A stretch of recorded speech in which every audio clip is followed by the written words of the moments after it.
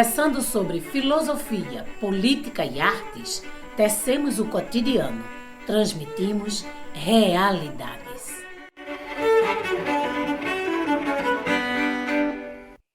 Olá, este é o programa Realidades da UFPE. Você pode nos acompanhar na Grande Recife no 99.9 FM ou pelo site radio.ntvru.fpe.br ou ainda nos melhores agregadores de podcast. Meu nome é Lucas Casagrande, sou professor de Administração da Federal do Rio Grande do Sul e nosso programa de hoje é sobre veganismo. Também será um pouco diferente, já que nossas convidadas são produtoras do programa Realidades. As queridas professoras Bárbara Bastos e a servidora da UFPE, Luana Antero, que integra a equipe fazendo parte da produção. Sejam bem-vindas ao próprio programa de vocês, Bárbara e Luana. Vamos começar pela questão básica que produz muitas dúvidas por aí. Luana, qual é a diferença entre veganismo e vegetarianismo? Oi, Lucas. Obrigada. É uma questão bem fundamental, realmente. Eu diria que, basicamente, a diferença é que um se restringiria à dieta e o outro é um comportamento mais amplo, uma atenção política que se dá à forma que a gente consome. O vegetarianismo, ele seria uma questão mais ampla, uma forma mais ampla de definir a alimentação de pessoas que se abstêm de consumir, normalmente, a carne, né, dos animais, mas continuam consumindo leite e ovos, e mel, enfim, e também nas vestimentas, muitas vezes, seguem usando produtos de origem animal. Dentro do vegetarianismo tem algumas diferenças, por exemplo, pessoas que se abstêm de comer ovos, então, são chamadas os lacto-vegetarianos, que continuam consumindo laticínios, de maneira geral, além dos produtos de origem vegetal. Tem o ovo vegetariano, que se abstém de comer laticínios e continua comendo ovo. E o mais comum é o ovo-lacto-vegetariano, que se abstém, de fato, de comer só a carne, mas seguem comendo todos os derivados dos animais. No caso, ovo, laticínios, mel, né, enfim. E o veganismo, ele é vivido por grande parte da população vegana também como uma ação política, que extrapola o consumo somente da alimentação. Não é uma dieta, não é um estilo de vida. E ele está preocupado também com outros âmbitos de consumo. Então, como eu mencionei anteriormente, não só a alimentação, mas produtos que contenham ingredientes ou itens de origem animal que tenham sido testados em animais ou que explorem animais também no entretenimento. Então, os veganos normalmente se abstêm de frequentar zoológicos, de espetáculos de circo que tenham exploração de animais, de frequentar vários espaços de explorar, de fato, o animal. Não quero nem detalhar aqui, porque são muitos, infelizmente. Enfim, em resumo, a grande diferença é essa. O vegetarianismo está muito mais pautado na dieta e no que a pessoa vai escolher colocar no prato. E o veganismo é uma forma de enxergar e de se abster do consumo de itens que venham da exploração dos animais de uma forma muito mais ampla. Parece que o veganismo ele tem muito mais uma concepção de uma proposição de ethos, ou uma proposição ética, né, do que uma proposição de dieta. A dieta acaba sendo consequência disso, né? Bárbara, geralmente entendemos o veganismo no senso comum como uma dieta de restrições, né? Mas esse movimento vegano vai muito além da dieta, como a gente estava falando, não é mesmo? Sim, e você estava falando aí desse ethos, né? E eu estava pensando aqui como, ao longo do tempo, o movimento vegano ele foi tendo focos e abordagens diferentes para defender suas ideias. Houve um período em que o veganismo abolicionista ele estava muito em alta e ele é muito focado na dimensão ética e moral da relação com os animais. Trabalha muito com a questão de colocar como algo moralmente condenável você se engajar em atividades que exploram animais, que restringem direitos dos animais. E há outras posições em relação ao veganismo, né? O veganismo que eu costumo defender é mais focado em combater relações de opressões com os animais, então construir outras práticas, disseminá-las. Então, assim, a questão da dieta acaba sendo uma consequência prática de uma construção de novas práticas. Porque, assim, a forma como mais se utiliza, se explora e se tira direitos de animais é através da produção de alimentos. Então, é um contingente gigantesco de animais que são reproduzidos, criados e confinados e abatidos para produzir carne, ovo, leite, queijo e outros produtos, fora os animais marinhos que são abatidos em números incalculáveis. E isso é o maior volume, então, de exploração animal que a gente tem pela humanidade hoje. E é algo que a gente faz com muita frequência. A gente se alimenta, geralmente, 3 vezes por dia ou mais. Então, tem um impacto muito grande no cotidiano das pessoas questionar esse consumo, essa opressão e criar outras formas de viver que não dependam dos animais. Só que aí tem todas as outras formas também de exploração animal e que, geralmente, quando as pessoas começam a pesquisar, é meio surpreendente o quanto a nossa sociedade é dependente do uso de insumos de origem animal. Então, às vezes, a gente nem imagina que, por exemplo, o pneu de ônibus, de bicicleta, tem ingrediente de origem animal, película de filme, enfim, sem ser filme digital, né? Aquela película tradicional tem gelatina, que é de origem animal. A indústria alimentícia tem uma série de insumos que não são, obviamente, de origem animal, mas são, como corante vermelho carmim, que vem de um inseto, emulsificantes. E aí tem a indústria do entretenimento, que às vezes usa animais em circos, rodeios, vaquejadas. Tem alguns lugares que não tem mais animais, né? Em Recife, por exemplo, é proibido o uso de animais em circo, mas não por causa dos direitos dos animais, mas por causa de um acidente terrível em que um leão matou um menino que estava visitando os animais enjaulados. Tem aquários, tem shows com animais, né? Nos Estados Unidos tem vários shows com baleias e tal, animais aquáticos. Tem também toda a indústria cosmética, que usa, por exemplo, lanolina, ou usa sebo bovino para fazer sabonete. Tem vários insumos, enfim. Embora no ramo cosmético, no Brasil, a gente tem visto um grande crescimento da oferta de produtos totalmente livres de ingredientes de origem animal. A gente tem um caso de algumas empresas que foram mudando ao longo do tempo, empresas até grandes, e é muito comum vir escrito nos produtos cosméticos quando eles são veganos. Então, é uma tendência grande. E tem os testes em animais e os estudos em animais, que aí são em laboratórios. Tem tanto com finalidade de pesquisa e ensino, como na finalidade de verificar se algum produto ele é perigoso para a saúde. E aí, para saber se é para a saúde humana, testam em animais, e aí tem uma grande discussão aí, porque tem muitos estudos científicos que colocam em xeque a viabilidade, a validade de se fazer testes em animais para liberar ou não substâncias para uso em humanos. Perfeito. E isso nos leva a um próximo ponto, que é uma questão que eu sempre, para deixar claro, eu não sou vegano, que eu sou só entrevistador que está olhando de fora. Mas eu acho um movimento muito interessante, como eu já conversei com você sobre, né?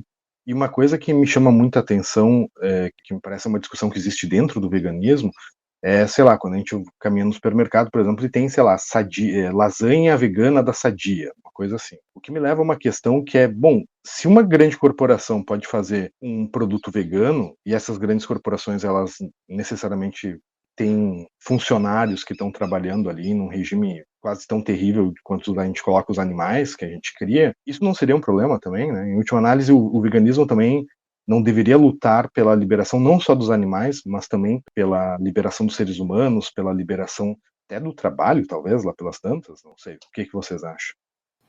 Então, existem divergências dentro do movimento vegano sobre como lidar com esse tipo de situação. A gente assistiu, alguns anos atrás, aqui no Brasil, um grande crescimento da oferta de produtos sem ingredientes de origem animal e rotulados como veganos, produzidos por grandes corporações alimentícias. Então, a gente viu a Unilever lançar uma maionese Hellmann's com o nome vegana, a Nestlé lançou produtos, a Seara. E a Seara é da JBS, né, o maior frigorífico do mundo. Eu acho que tem duas questões. Aí você falou a questão do trabalho humano, né? Mas eu vou começar pela questão dos animais mesmo. Qual é o sentido de eu preferir consumir produtos do maior frigorífico do mundo? Tipo, a JBS é uma das empresas que mais mata animais no mundo. Por que eu iria comprar um hambúrguer vegetal da maior exterminadora de animais do mundo? Será que é esse tipo de empresa que faz sentido eu, como vegana, querer gastar meu dinheiro com ela? Será que eu quero que ela seja minha fornecedora? Porque, assim, o movimento vegano, ele quer que empresas como a JBS deixem de existir, né? Então, tem essa primeira dimensão de eu estar apoiando empresas que são grandes exterminadoras de animais. A Nestlé é a maior compradora de leite do planeta. Então, se a Nestlé está lançando um produto vegano, tá, mas ela não deixou de ser a maior compradora de leite, então é a maior exploradora de vacas do planeta. E aí o veganismo que a gente defende, eu e Luana, né, eu falando um pouco por Luana, mas eu sei, que é o veganismo popular, a gente olha para o veganismo não num vácuo social, numa ideia ingênua, eu gosto de dizer, de que eu conseguiria libertar os animais da exploração humana sem mudar mais nada no mundo, sem mudar nenhuma outra estrutura. Então, a gente tem um sistema capitalista que explora humanos, explora a natureza, que apoia regimes antidemocráticos, que tem uma série de problemas sociais decorrentes e que também depende da exploração de animais para gerar muita riqueza. Então, muita riqueza do sistema capitalista é baseada na exploração de animais. Então, a gente precisa questionar o sistema de uma maneira mais ampla, né? Mas, assim, olhando de uma maneira mais objetiva para a atuação de corporações, corporações são as entidades da sociedade que mais utilizam recursos da natureza de maneira predatória.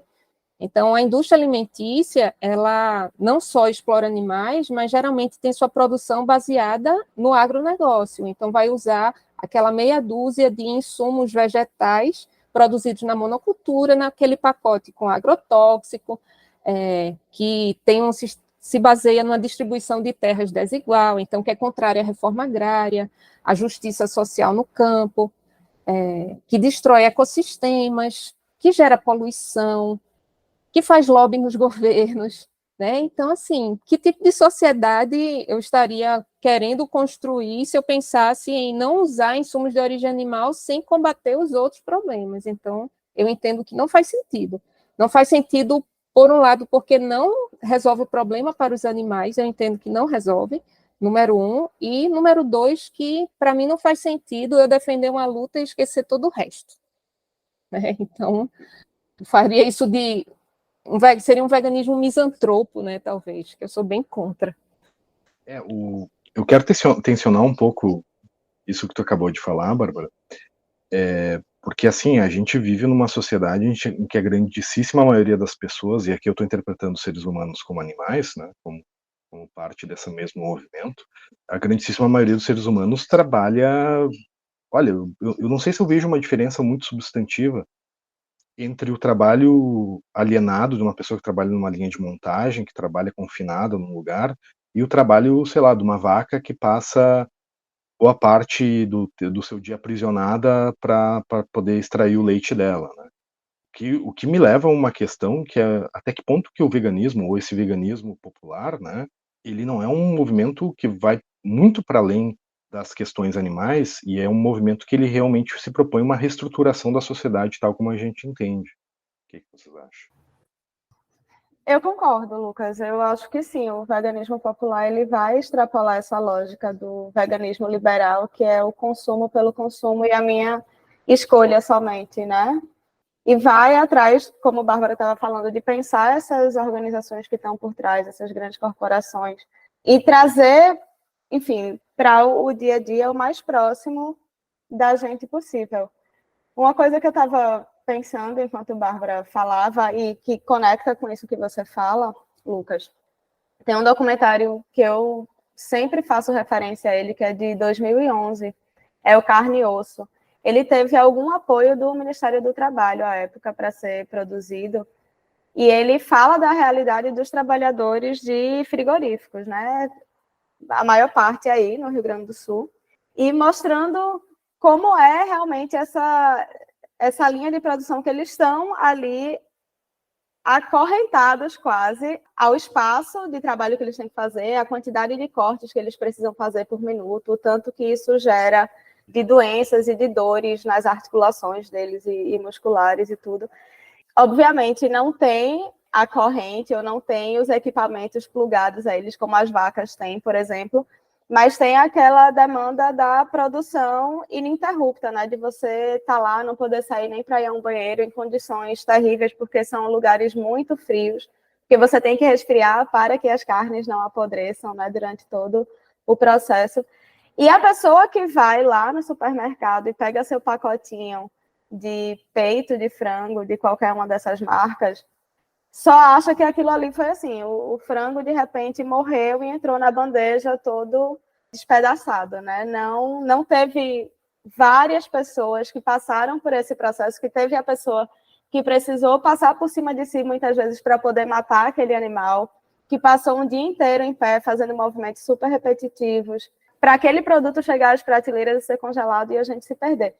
E aí, na minha cabeça, é a mesma lógica, de alguma forma, de uma pessoa que é vegana e que acaba consumindo produtos que são dessa mesma empresa. A gente esquece o que está por trás disso tudo, né? Ao invés, e aí, como a Bárbara falou, é uma coisa muito maior. O veganismo popular, ele tem uma postura também anticapitalista, né? Porque é o capitalismo quem vai reforçar essa linha de produção, esse ser humano acorrentado às indústrias ou a um escritório, né, uma cadeira lá 8 horas por dia. É essa mesma lógica de exploração. O veganismo popular ele vai se colocar contrário a isso, né, não só na coisa do consumo dos animais, mas em repensar em toda a cadeia produtiva, em comprar de quem está mais perto, em fazer essa distribuição de renda mais próxima. Então, tem essa conexão, sim, Lucas. Agora, voltando para questões mais cotidianas do veganismo, né? Existe uma ideia que se apregoa por aí, né, de que veganos comem mal, ou que são mal nutridos. É verdade isso, Bárbara? Isso é um mito, né, que é bem antigo e se propaga, infelizmente. Algumas pessoas ainda acreditam nisso, mas aí, ao longo do tempo, a gente começou a ver o acúmulo de estudos científicos sobre o tema. Então, já foram feitos vários estudos com populações vegetarianas, comparando com populações não vegetarianas, para saber a viabilidade disso, né? Então, se havia algum prejuízo para a saúde. E aí já foram feitos estudos com pessoas de diversas idades, então, crianças, adultos, idosos, pessoas com questões específicas.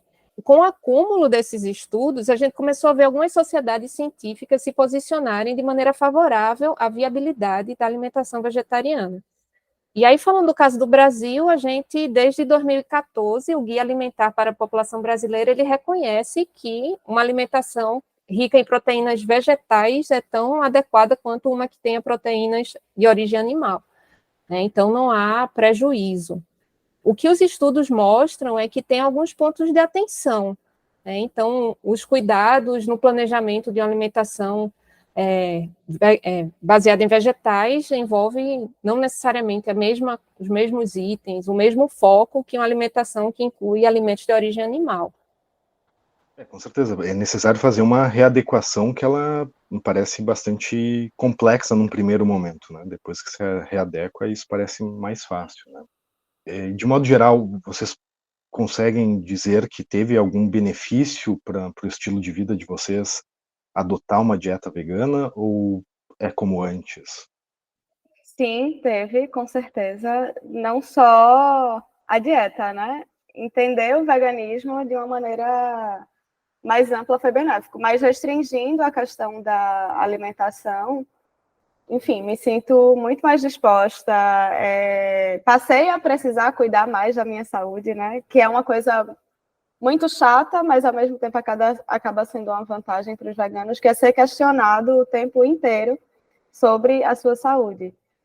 As pessoas dizem que não dá para ser vegano, né? Não dá para viver vegano. Eu brinco que eu morri há 10 anos, porque tem 10 anos que eu sou vegana, estou muito bem, obrigada, e a saúde cada vez melhor, porque a gente acaba escolhendo melhor, precisando entender o que é que consome. Porque é isso, não é uma coisa só, não é escolher o que comer, né, Lucas? A gente tratou um pouquinho disso no outro bloco. E aí, quando a gente adota o veganismo numa postura mais política, não é só o que a gente coloca no prato, que sim, a gente pensa bastante, né, de onde vem, o que consumir, como ter ali todos os nutrientes que são necessários para a nossa alimentação, mas passa a cuidar da saúde de outras maneiras também, não só a saúde física, e aí percebendo a importância de incorporar atividades físicas, às vezes mais ao ar livre também. Isso não é regra para todos os veganos, tá? Eu estou falando um pouquinho de como foi para mim, mas que pode se estender. E um ponto que é fundamental para mim, que me faz muita diferença, é a saúde mental. A gente trata da saúde física, né, quando está falando de alimentação, mas optar pelo veganismo como uma postura política, saber que eu faço todo o possível no que eu acredito, né? Então, de ter uma postura mais anticapitalista, de escolher as coisas que eu vou consumir, que não vão explorar animais não humanos e também animais humanos, eles não estão sendo deliberadamente explorados nas escolhas que eu faço, traz também essa sensação de maior saúde mental. Então, eu vejo muitos benefícios do corpo, da mente, sociais, enfim. Claro, não é como uma receita, né? O veganismo ele proporciona que a gente se questione constantemente sobre os nossos hábitos, sejam eles alimentares, sejam eles de vestuário, né? E assim por diante. Os ouvintes não podem nos ver, né? Mas claramente a Bárbara e a Luana são pessoas que estão em muito melhor condição de saúde do que eu aqui, que não sou vegano.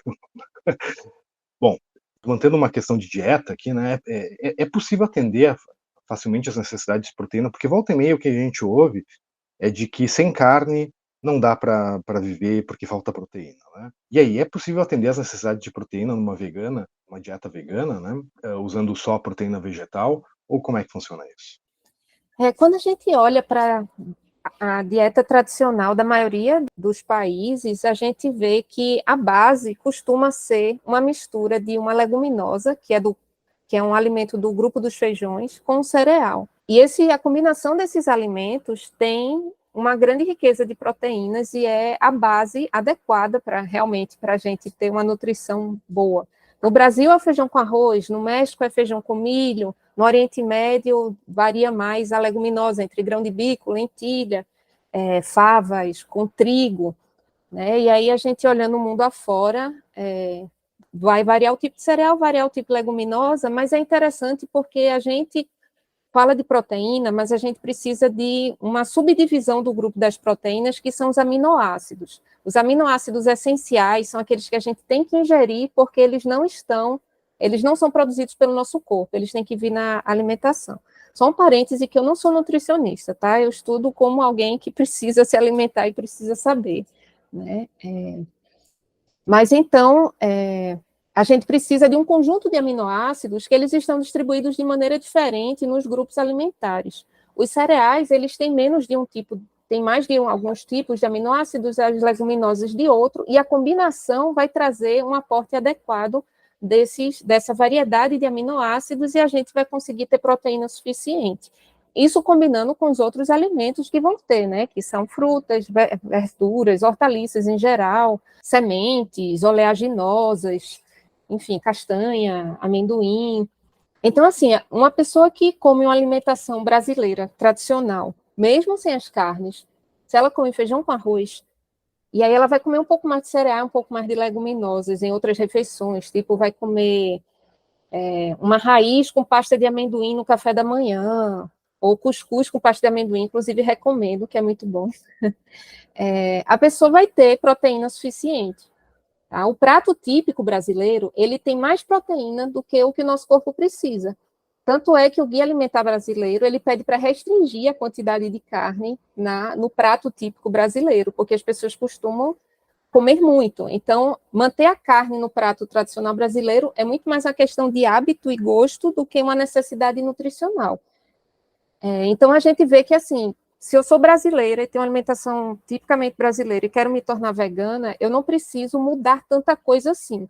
Basicamente, tirar os alimentos de origem animal já vai me deixar numa situação bem razoável, né?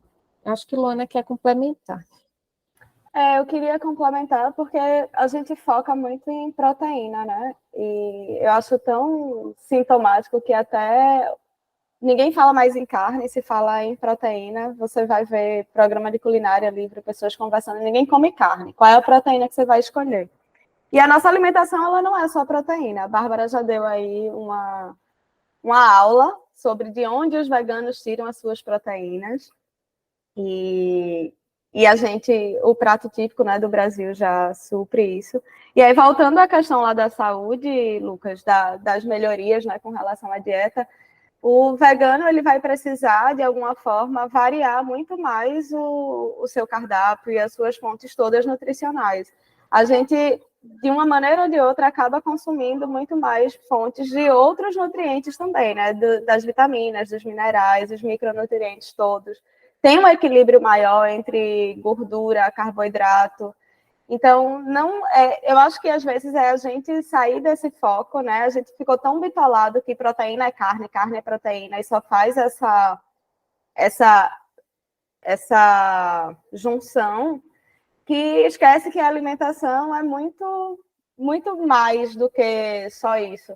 E aí, adotar uma dieta vegana permite a gente ter mais saúde também por variar muito mais coisas e incluir outros itens na nossa dieta, né? Eu acho que ainda sobre a questão dos benefícios, né? Se a gente comparar somente trocar a carne por aumentar a quantidade de arroz e feijão no prato, a gente está diminuindo muito a gordura e aumentando muito as fibras. Tá? Porque feijão, que tem mais proteína nessa composição, ele é muito rico em fibras e carne não tem fibra.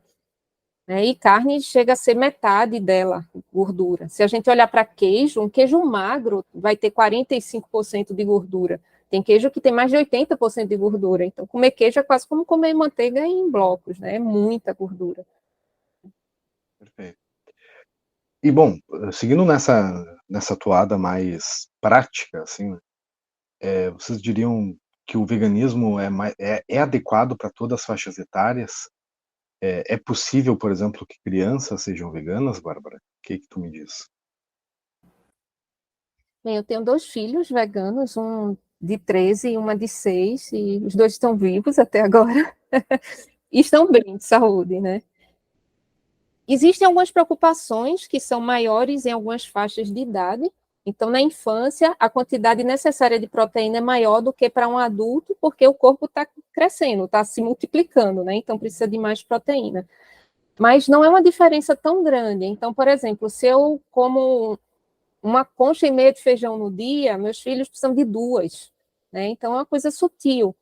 Mas aí a gente procura se alimentar tendo uma disponibilidade maior de fontes proteicas. Eles gastam muita energia, então um pouco mais de gordura na alimentação, então a oleaginoses é bom. Eu falei do amendoim antes, amendoim é considerado leguminosa, então amendoim, além de ser uma boa fonte de energia, porque tem muita gordura, ele também tem muita proteína, então, e o amendoim é muito versátil, né? Então é interessante para compor receitas para outras refeições, para lanches, café da manhã e tal. Tem um mito que está muito disseminado, que é de que as crianças precisam de leite. E quando se fala leite, se pensa em leite de vaca, né? E é bem curioso, porque assim, a vaca é um animal que tem seus filhotes e na natureza os mamíferos produzem leite para que os seus filhotes se desenvolvam da melhor maneira. Tanto é que a gente tem inúmeros estudos que mostram a importância e como o leite materno, ou seja, humano, é o melhor alimento para um bebê e até uma certa idade é um complemento importante da alimentação. O leite de vaca ele é muito diferente do leite humano, ele tem uma quantidade de gordura e proteína, não sei se proteína, enfim, ele tem uma quantidade de gordura maior, ele é mais difícil de digestão, e assim, se a gente para pensar, não faz muito sentido um animal depender do leite de outro animal para a sua sobrevivência. É difícil imaginar que a natureza fosse se desenvolver dessa forma. Mas, enfim, independente da lógica, o que a gente tem de estudos é que as crianças precisam de certos nutrientes para se desenvolver. Precisam de proteína, precisam de carboidratos, precisam, enfim, de fibras, minerais e vitaminas, e é possível obter isso de outros alimentos. Não tem por que esses nutrientes virem do leite de vaca. Na verdade, a gente sabe que ao longo da história o lobby da indústria leiteira, enfim, principalmente de empresas como Nestlé, vem influenciando tanto as orientações nutricionais, então a gente sabe da influência de corporações sobre a construção de políticas e diretrizes públicas de saúde, né? E também de estudos científicos, então existe revista científica patrocinada pela indústria do leite, Existem congressos de pediatria patrocinados pela indústria do leite, né? Então, existe um conflito de interesse muito sério assim na inserção do leite de vaca como um alimento ideal e necessário na infância humana, né? Porque existe, na verdade, interesses econômicos envolvidos. Mas se a gente olha o que a gente tem de ciência nutricional até hoje, do que é necessário para as crianças humanas crescerem, se desenvolverem com saúde, e não tem nada que tenha no leite de vaca, que não tenha em outras fontes que seja necessário. Luana, o veganismo não é só para veganos, me parece, não é só um movimento que é feito para si, né? Há um elemento que diz respeito ao nosso futuro coletivo nesse planeta. O que te parece? Lucas, considerando essa sua afirmação e pergunta, da maneira que eu percebo e vivo o veganismo, me parece muito correta. Não só pensando em futuro, mas pensando em hoje, né? Entendendo o veganismo como uma luta que conversa, informa, alimenta e depende de alguma forma de outras lutas também, é o veganismo como um lugar de encontro também de diversas outras formas de viver. Então, o veganismo conectado com o feminismo, com a luta antirracista, com o posicionamento anticapitalista. Então, o veganismo como uma forma de observar a sociedade que a gente vive hoje, tentando diminuir os nossos impactos das mais diversas maneiras, tanto no tratamento com a Terra, o tratamento com o planeta como um todo, com os animais não humanos, com os animais humanos, que diante do... Eu acredito que o capitalismo está em colapso, de fato, hoje, e eu acho que diante do colapso que se observa no sistema, pela forma que a gente vive, são muitas pessoas adoecidas, é uma exploração muito grande dos recursos, inclusive com estudos que apontam que talvez a gente nem consiga, nem tenha mais um ponto atrás, né? Que a partir de agora é só mitigar os efeitos climáticos e, enfim, todas essas catástrofes, entre aspas, que a gente vem vivendo agora. E aí o veganismo como um ponto de refletir sobre isso hoje e sim com consequências para o futuro. Então, a forma que a gente trabalha, a forma que a gente consome, a forma como a gente planta e cuida dos animais. E aí, por isso, eu acredito que não seja algo só para os veganos pensar, né? Então, como é que o veganismo vai conversar e pode ajudar em outras lutas, em outras pautas, sei lá, dentro do feminismo, dentro da luta antirracista, dentro do movimento que vai contra uma briga de classes, né? Numa perspectiva anticapitalista. Enfim, eu acho que é por aí. Me parece que não existe um futuro, né, nessa Terra se a gente não repensar os nossos modos de produção, né? Eu acho que uma das questões que me parece central é a retomada das nossas capacidades subsistentes, a retomada de nós mesmos conseguirmos fazermos as coisas de uma forma que não seja alienada, né? Parece que o veganismo ele dialoga muito com isso, né? E diz muito respeito a como é que a gente vai viver no futuro, né?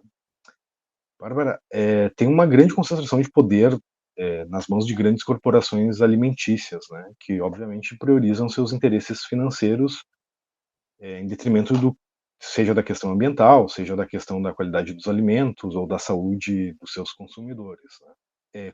Quais os impactos socioambientais dessa concentração, desse processo de oligopolização que a gente pode vislumbrar? Eu vou começar fazendo referência ao que você estava falando, da nossa perda de capacidade de subsistência. Eu acho que quanto mais a gente depende das indústrias para poder se alimentar, mais a gente perde a nossa autonomia. E uma grande preocupação da gente basear uma transição para o veganismo em produtos industrializados, produtos ultraprocessados veganos, é que a gente está trocando algo que a gente tem a capacidade de fazer na nossa casa, na nossa cozinha, com ingredientes simples, por algo que só uma indústria é capaz de produzir. Então, a gente viu, por exemplo, inventarem hambúrgueres que imitam carne de uma maneira assim, muito mais semelhantes, usando toda uma tecnologia de laboratório para isso. Chega numa formulação que não é saudável, eu não acho nem gostosa, e que não tem como a gente fazer na nossa casa. Se for para eu fazer um disco para botar dentro de um sanduíche, eu prefiro pegar ingredientes alimentícios comuns, usar feijão, usar temperos naturais, né? Então, a indústria ela nos rouba muita autonomia, né? A gente vai trocando a nossa capacidade de cuidar de nós mesmos por simplesmente comprar produtos acabados, prontos para o consumo. Isso é péssimo, a gente perde conhecimento e habilidades. E as indústrias, enfim, elas visam lucro e visam minimizar custos ao máximo e se baseiam em modelos de produção que geram muito mais impacto do que outras soluções. Então, assim, eu acho bem importante a gente... Estamos falando de veganismo, então a gente acaba falando de alimentação, vamos falar, então, de comida de verdade. Eu sempre falo muito do Guia Alimentar Brasileiro, que é considerado o melhor do mundo, porque foi o primeiro a ter a coragem de dizer que uma alimentação que depende da indústria alimentícia, ela não é boa nem para as pessoas, nem para o planeta, nem para a sociedade, né? Então, tem toda a questão de concentração de renda também, da alimentação industrializada, porque você tem grandes empresas tomando para si e mecanizando processos que poderiam envolver uma longa cadeia de produtores que seriam remunerados por isso. Então, assim, a indústria ela reduz custos para aumentar seus lucros e não para trazer um benefício para o consumidor lá na ponta. E aí isso impacta também no tipo de formulação que os alimentos ultraprocessados têm. A formulação ela não é para maximizar o benefício para quem consome, é para maximizar o lucro de quem produz. Então, aumentar tempo de prateleira é um grande objetivo das formulações industrializadas, né? Então, se não precisar ficar com refrigeração, eles vão preferir, mas para não ficar em refrigeração, tem que ter conservante. Só que conservante não é bom para a saúde. E por aí vai, né? As escolhas que eles fazem não vão nos beneficiar. E aí é importante falar também em relação à alimentação baseada em insumos de origem animal, que isso tem um impacto para o planeta muito maior do que alimentos de origem vegetal. O primeiro impacto se refere à quantidade de alimentos que são necessários para produzir, por exemplo, carne. Eu vou produzir grãos que vão alimentar os animais para eles engordarem, para serem abatidos, para gerar algum tipo de carne. Aqueles mesmos grãos, eles poderiam ser diretamente alimentos direcionados aos humanos, mas ao não serem, você precisa de uma área de plantio muito superior. Dependendo do modelo de produção e do local, você vai precisar de irrigação, então você vai gastar água. Se for um modelo com agrotóxico, você pode estar contaminando uma região, contaminando o lençol freático, pessoas que moram na região. E o próprio processo também de processamento dos animais, ou seja, abate, corte, limpeza, embalagem e tal, isso vai gastar muita água. Então, tem água, se lava, tem lavagens no processo produtivo, se gasta muita energia também, então tem que se refrigerar. E, enfim, isso não precisaria se você comesse alimentos vegetais. E tem a poluição também. A poluição tanto dos dejetos dos animais, né? A gente tem um exemplo de Santa Catarina, que é um estado em que basicamente todos os rios, todas as bacias hidrográficas do estado estão contaminadas pela indústria de porcos, a indústria da carne, especificamente de porcos, que lá tem uma população gigantesca, é o estado que mais tem.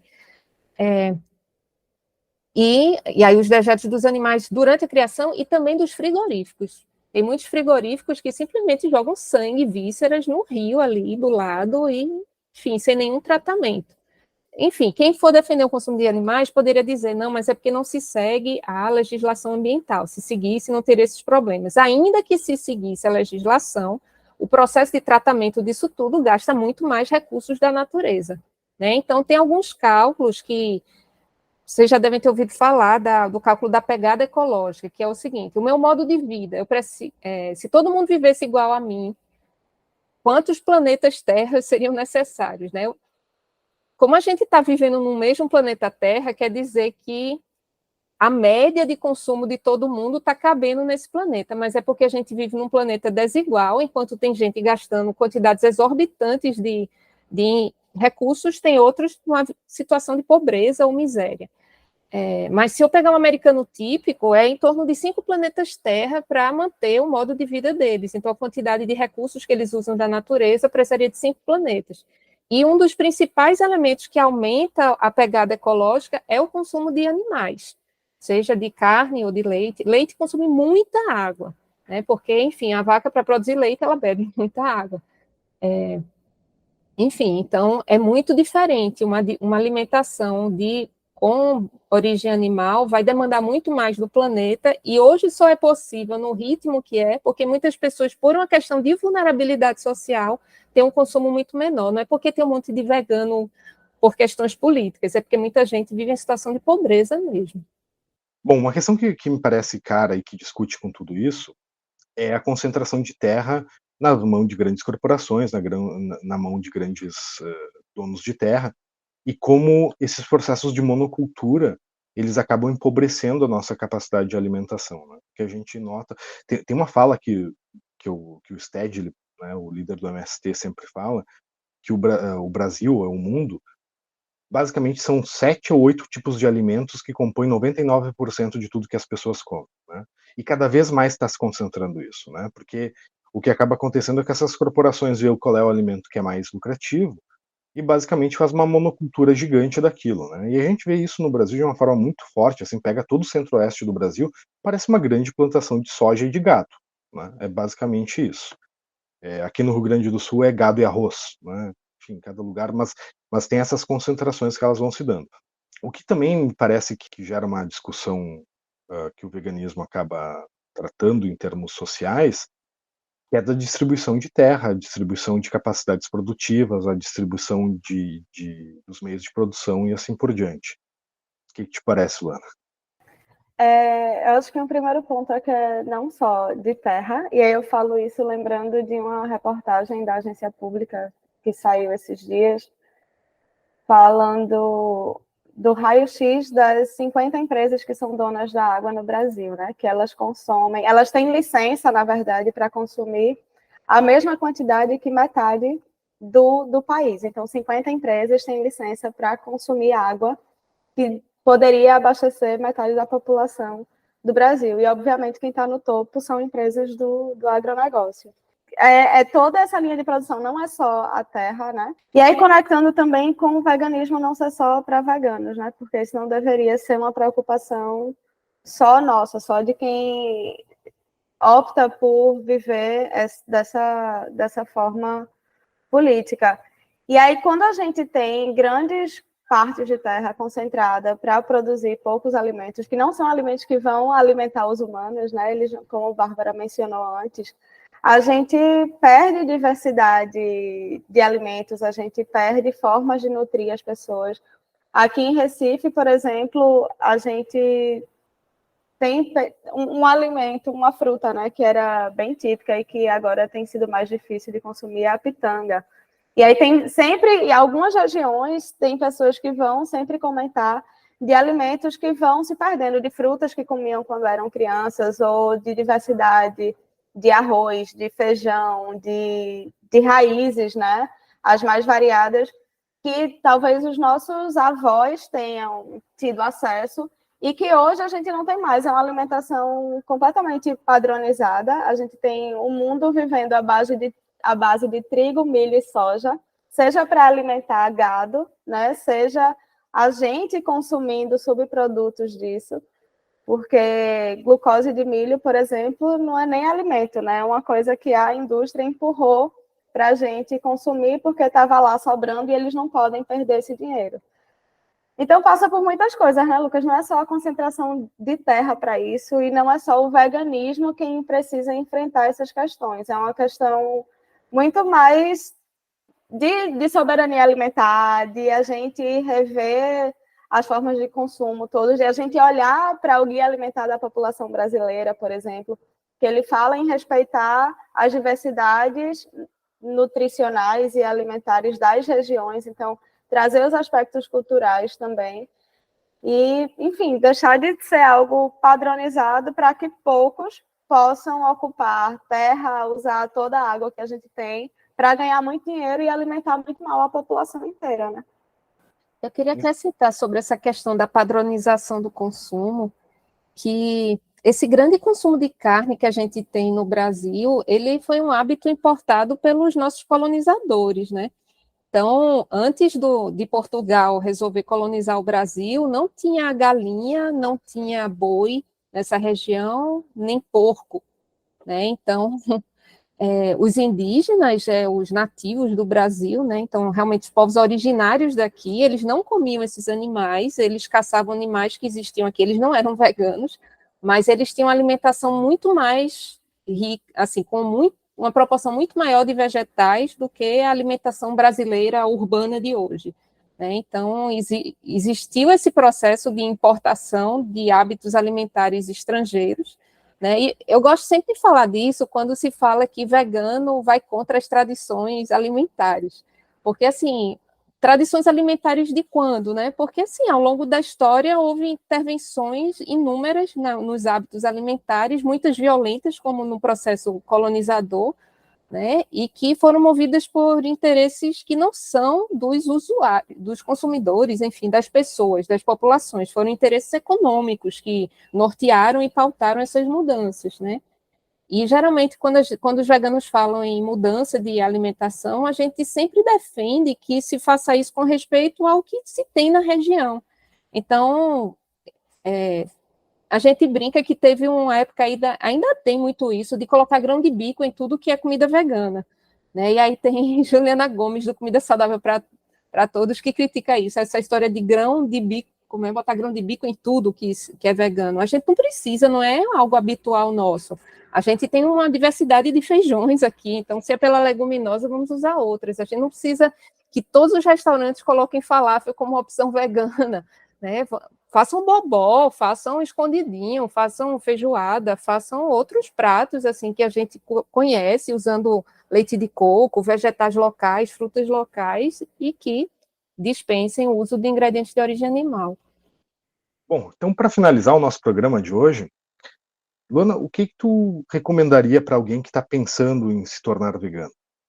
Ótima pergunta, Lucas. Uma dica que eu sempre dou, a primeira de todas, é acrescente antes de tirar coisas. Se eu não me engano, isso foi até uma dica que eu vi no blog Papa Capim, que é uma recomendação que eu deixo para todos.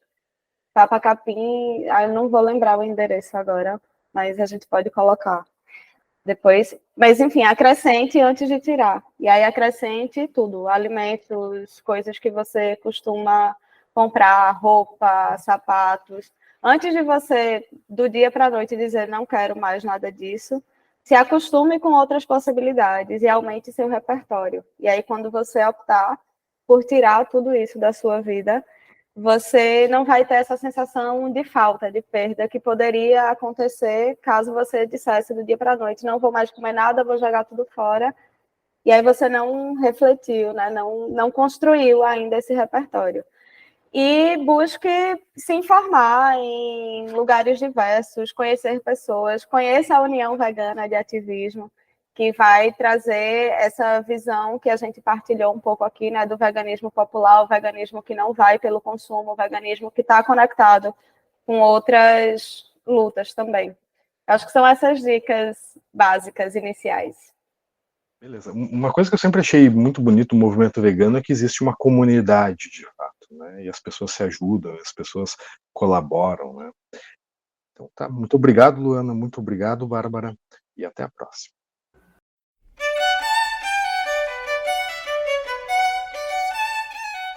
Acabamos de ouvir Realidades. Oferecimento Proeste, UFPE.